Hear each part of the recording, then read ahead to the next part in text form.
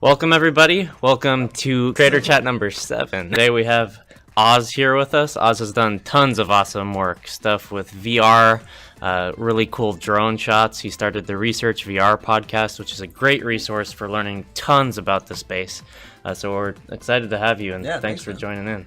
Appreciate it.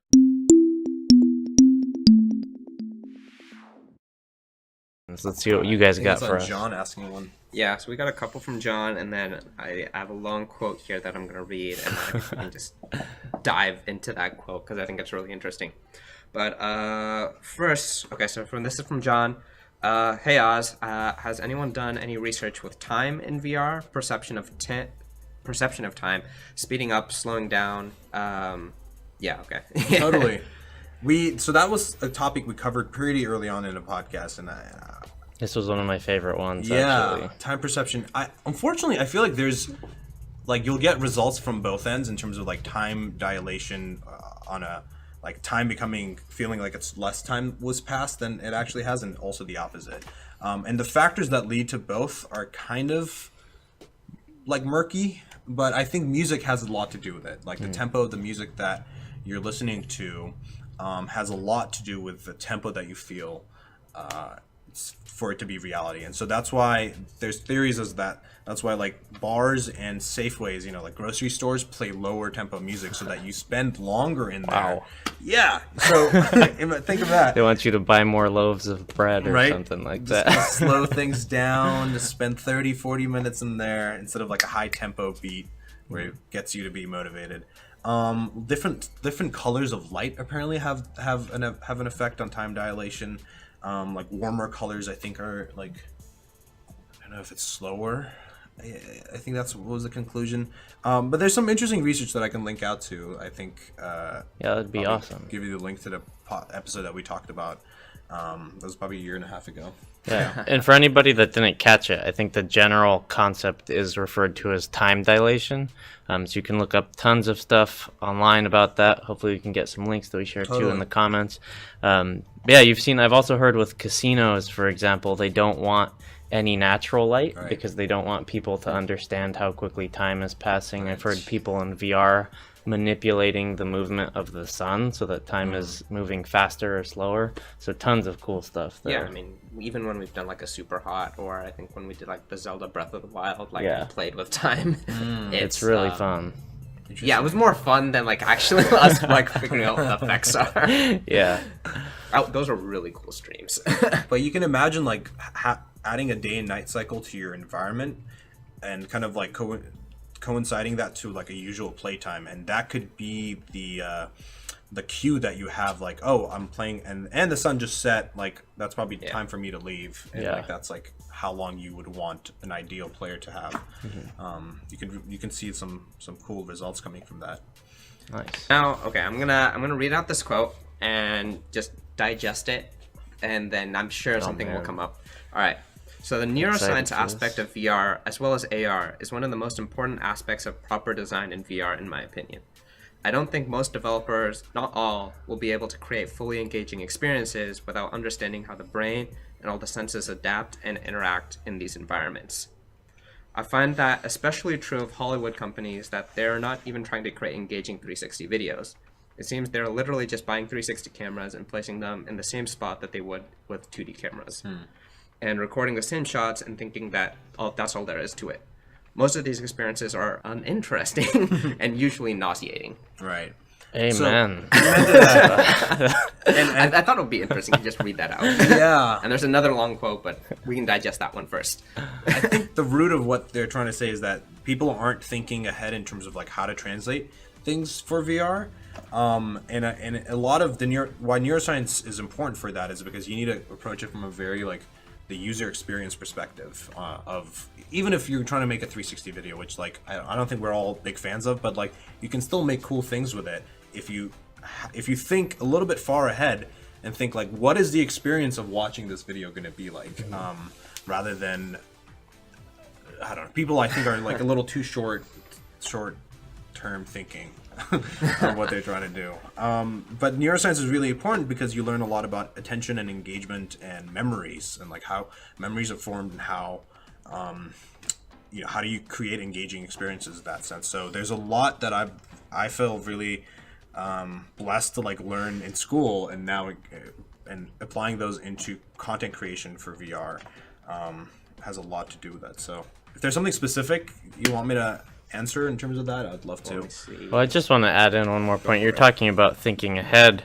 I want to add in the merit of thinking behind or thinking to the past. And again, another plug for the ResearchVR podcast. Anything that is unearthing what people have already studied that they know to work or know not to work. I think too much in the AR and the VR space, people say they're doing something for the first time, and they're really not. They just haven't looked at the history of what people have done. There's a lot to learn about like how people do things in the real world and applying those into as interactions into VR and AR apps.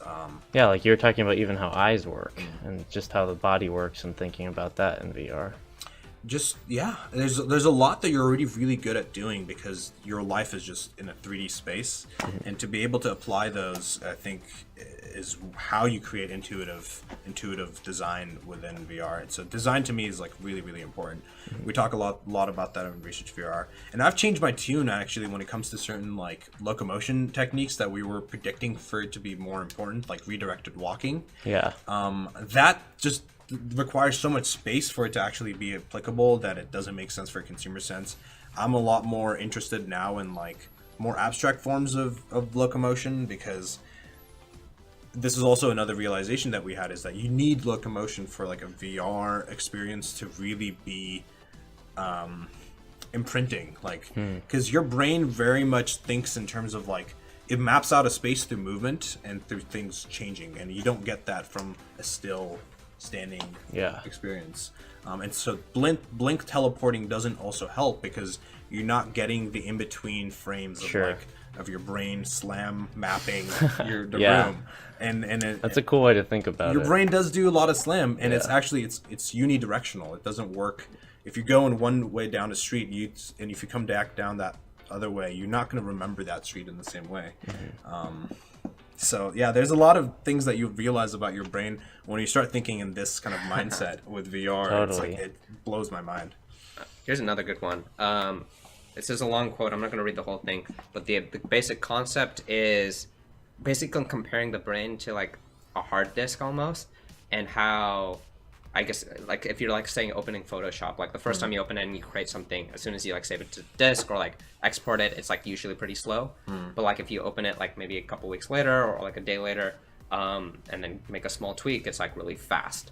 So like, I guess correlating that to VR, where it's like you go into this brand new experience, all of a sudden like you're like trying to process everything like in much the same way as a hard disk. It's like slow, and you slowly get into it. But then if you go back into the same experience, like I think the lab is a good example for me. Like the first time you go in, there's like so many things to take in, but then maybe like a week later, it's like, okay, I'm just gonna go straight to the longbow and just like wreck this thing.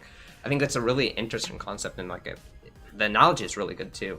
It is, and I mean, it's funny because like brains and computers don't work pretty similarly in the sense that like short-term memory and long-term memory have, I guess you can compare that to like RAM and hard drive or SSDs, where you can get better at doing a task because at first doing that task going into the lab requires a huge amount of cognitive load, kind of like that's your attention, right? And you can break it down into like how much of that is taken up. The more you can get better at doing something, especially when it involves muscle memory, the less cognitive load it's taxing for your attention to have. And so you can have a lot more strengthened pathways to doing the same actions. And so I guess you can compare that to computers in terms of like caching memory, and not having to reprocess everything from the beginning every time. So yeah, there's a lot of comparisons to be made there, and I think that's really cool too. One way we like to think about it and talk about it is that everybody going into your VR experience for the first time is like a baby who's just teething, you know, when they grow out their teeth, they want to bite everything, see what works, what doesn't, what tastes good, what tastes bad. Like, we think that's a good metaphor for somebody jumping into a new world and trying to figure out, oh, I can go here, I can't go there, I can shoot this thing, I can shoot that thing. This has a collider, that doesn't have a collider. And that physics exploration is so important because that's actually what makes things fun from VR. Like, I've spent I've spent a lot of time in the labs like balloon creator because it's a fun physics thing that you play with, and I think I make the argument that like it's the same reason why fidget spinners are like also so big and addictive. Yeah. Because you're trying have to one. You have one, Yeah. dude. Selflessly, I'll say I have one too, of course, because like Gotta grab this. And we lost him. it's important. Like your brain wants to master the physics of things, and like it's a very gratifying feeling. And if you're and VR has the beauty of being able to have crazy physics interactions, and that's what I think makes experiences very compelling for VR apps. Yeah, the funny part is like we have so many new users. Like we have what, maybe 1% of the world has tried VR, and That's a big number. Well, like 1%. yeah, exactly right. We're part of the 1%. Yeah. Ooh. Give it a spin. Oh, that's a 3D. Oh, my bad. Well, we tried. Okay, here we go. This is from Josh. What about the difference in movement when you're wearing something in a game, like traveling in air, car, and fluid, since you have the car interior to ground you? Right. Yeah. Those reference points are super important for keeping your brain kind of like placed in a space. You can also do the same thing where like you can fake these reference points in terms of there's an interaction of like grabbing the world and moving it. Yeah. And Tilt Brush does it where they overlay the grid, the hollow grid that you're in, as that's your reference point that doesn't change, and the world itself is like moving around you. Those are really good hacks to actually being able to like have a lot of really cool movement. But what we're starting to see, especially with like Lone Echo and Echo Arena, is that the whole thrusters and movement based on your like the vectors off your hand ends up being like enough of a physical proprioceptive cue for your brain to be able to like not be motion sick. However, there people that are prone to motion sick totally get motion sick. Yeah. But like, guess what? Those people aren't really buying headsets. Yeah, exactly. Right. So like Yeah. they're not convinced, they don't want to experience that. So like now games are starting to be like experiment more with flying and fast movement and stuff that like kind of like could make you motion sick, but it's also like really exhilarating. Sure. And that's really fun. It's really interesting because I feel like you said, there are like really two audiences: those who don't get motion sick at all, and they tend to have the vibes and the riffs, Right. and those who do get motion sick, and then they usually don't buy that stuff. Right. Although some people do, especially in the community. And so like it's one of those hard things. Like the go-to thing is like, oh, designed for people being motion sick, and like it'll be the most accessible thing, but it's also not necessarily the most fun. Right. Yeah. And so I also encourage people to experiment, because it's like, look, we don't know who the audience is. Most of the time it is people who want the thrill, especially if you look at R-Vive, which is probably the biggest VR community online. And yeah, I mean, sometimes you don't even have to do brain hacking to get an experience to work, and that's the really cool part. Totally. And I encourage people to just like really think about movement, because that's going to be that is actually the most engaging factor of like a lot of these experiences, and that's what keeps people coming back. Is if you have good movement, like again, it goes back to like Quake era, like that early FPS days, like that's what drew people into like being able to get good at these. And again, back to physics and mastering physics, but like mastering jumping and double jumping and rocket jumping and like those things have a very VR version of it, where it's like in Lone or Echo Arena, it's all about like being able to grab things, throw yourself off, boost in like a curved way, and grab onto someone else and boost off of that. Like those are so satisfying, and that's what like brings me back to an experience. Yeah. There's so many good parallels to like the early days of game dev, and I think Right. that's we're there right now. We're not at the point where people are buying millions of consoles that like we're so used to. Right. And I think that's the exciting part. But it also means we have a long way to go. Yeah. Right. Yeah, these are the early like the halo of the Xbox hasn't been made yet. Exactly. You know what I Yeah. mean? Like the one that like Or established like all even the the controls. Mario, right? Like No. the Mario of VR has not been made. We're not even close That's to that. crazy to think about. Echo Arena, I think, and Lone Echo really did. I think that's like a milestone in VR, where like just things just came together so well. I don't know They if did a have you good guys played it much. Yeah, we Yeah. actually played it at OC3 last year, and we Right. won. Yeah. 1-0. Got shirts. Oh man. Oh man. That was a lot of fun. But yeah, I played it recently, but I haven't played it in a while. That's good. It's good. I still have not understand all the mechanics. There's a lot of mechanics Yeah, that I would there's a like ton of stuff. to break down. And I love that there's a lot of depth to getting better at that game. Yeah. I don't see that a lot in VR games. Like there's actual, it doesn't have to be like level progression, but it's just like physical progression. Like you feel yourself getting better at a certain. Lots of cool We stuff. can talk about this all day. I know Yeah. neuroscience is. For those who don't know, I used to take a lot of courses in neuroscience at Stanford, so it's a topic I'm passionate about. Hell yeah. But I will hop back in the chat after this and just answer any questions that are lingering around. But super cool having you on, Oz. Thank you, dude. This was a lot of fun. Yeah. Yeah, and as a last call to action, if you haven't already by watching us, definitely check out the ResearchVR podcast. Super cool stuff on that. You can dive into in more detail anything that we talked about here. Also, if people want to get in touch with you, maybe give some suggestions Sure. for what they want to hear on the just podcast. send me whatever you want to put in the YouTube description when Yeah. I post Yeah. this later. And Awesome. You guys can find me on Twitter at AzadUX or the podcast at ResearchVRcast.